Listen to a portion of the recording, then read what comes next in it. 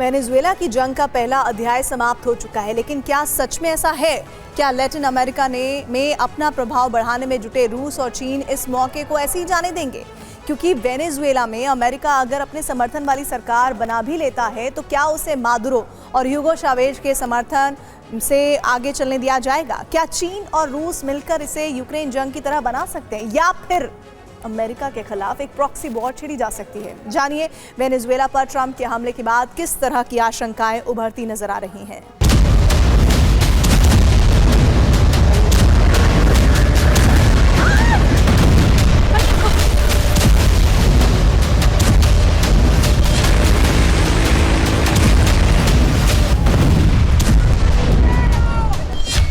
धमाके कैराकास में हो रहे थे, लेकिन कुछ ही घंटे के वक्त में इसकी शॉकवेव मॉस्को से बीजिंग तक पहुंच गई। ये होना ही था।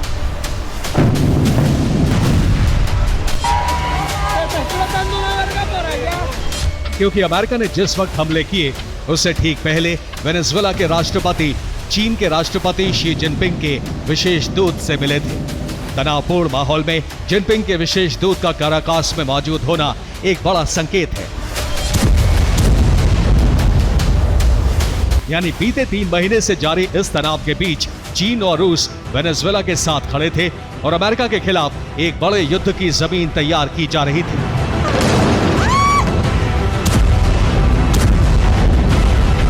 इसीलिए अमेरिका के हमले होने के ठीक बाद रूस ने इस पर तीखी प्रतिक्रिया दी है। रूस ने कहा है कि वेनेजुएला के खिलाफ अमेरिकी आक्रमण गंभीर चिंता का मुद्दा है। रूस इन हमलों की कड़ी निंदा करता है।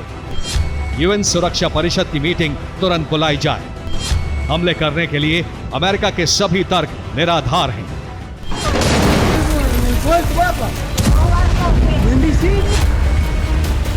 रूस और चीन ये जानते थे कि ट्रंप मादुरो को सत्ता से हटाने के लिए जंग की हद तक जा सकते हैं और यही हुआ है।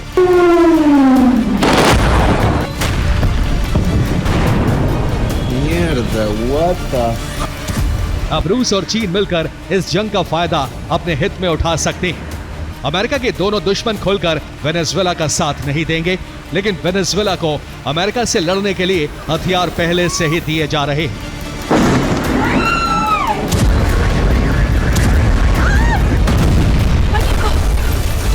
जिस तरह अमेरिका और यूरोप के देश रूस के खिलाफ यूक्रेन को 4 साल से हथियार दे रहे हैं, ठीक उसी तर्ज पर इस जंग में वेनेजुएला को हथियार दिए जा सकते हैं।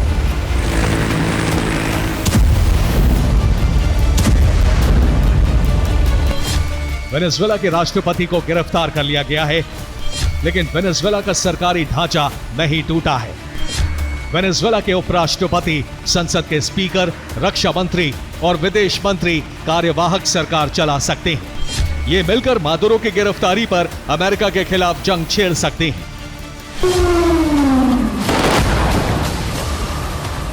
मादुरो की गिरफ्तारी के बाद वेनेजुएला में अस्थिरता आ सकती है, लेकिन यह भी तय है कि मादुरो के करीबी उनकी रिहाई के लिए अमेरिकी हितों पर हमले करेंगे।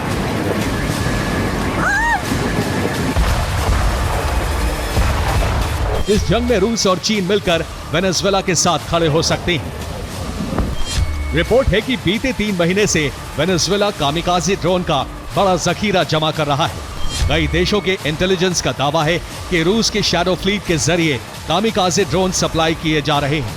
इसके साथ ही चीन से भी सैन्य साजो सामान और उपकरण भेजे गए हैं। रूस ने वेनेजुएला को बीते दिनों इग्ला मैनपैड बक एयर डिफेंस सिस्टम भेजे हैं। इसके साथ ही ऑरिस्टिक मिसाइल तैनाती की संभावना पर भी चर्चा की है। पिछले कई साल से रूस मिसाइलों, सैन्य प्रशिक्षण और तेल समझौतों के जरिए वेनेजुएला की सेना को मजबूत कर रहा है। मॉस्को ने अमेरिका को चेतावनी दी है कि वो तनाव बढ़ाने की घातक गलती से बचे।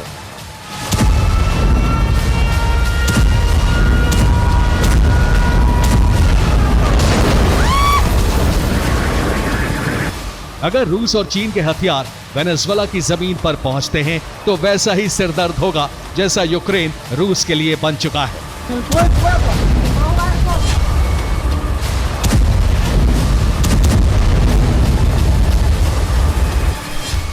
वेनेजुएला में तेल का बड़ा भंडार है, दुर्लभ खनिज और सोने की खदानें हैं। इसीलिए चीन और रूस मिलकर उसे अमेरिका के खिलाफ खड़ा करके लैटिन अमेरिका में अपनी जमीन मजबूत करना चाहते हैं और ट्रंप के हमले उसका आधार बन सकते हैं। Bureau report, TV9 Bharatvarsh.